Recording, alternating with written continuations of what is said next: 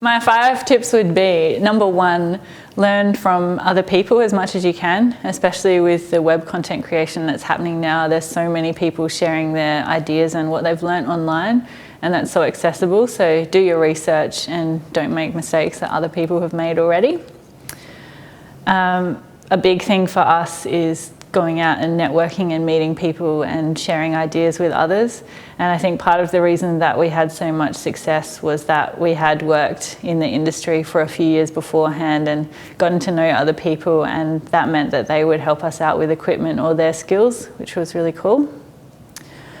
A big thing we always tried to do when we were creating Wastelander Panda was not just make it for ourselves, but at every point of the project really focus on what the other person was getting out of it, whether that was the audience, whether that was someone who was financing the film or giving us crowdfunding money, or any possible option we could have to ask what's in it for them and think about it from the other perspective really seemed to help us.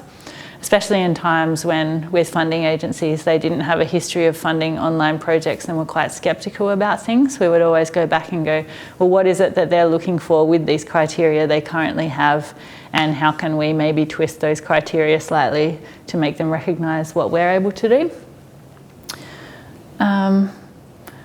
Aiming big but starting small is kind of my summary of really focusing on doing the best thing you can, even if it's at a very small level. So instead of making a huge TV series, start small and make 3 minutes at the best possible quality you can, and just constantly aim to improve your work. And finally, create your own luck.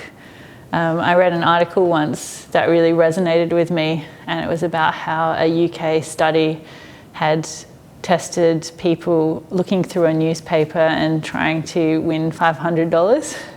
And apparently there was a giant ad, like full-page ad in the newspaper that said, if you tell your researcher about this, you win £100 or whatever.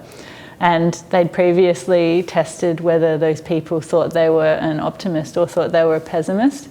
And it turns out that the optimists were about 75% more likely to notice the ad than the pessimists were. So I think just constantly being on the lookout for opportunities and taking chances on things that come your way and knowing what it is that you're looking for really increases your chances of succeeding.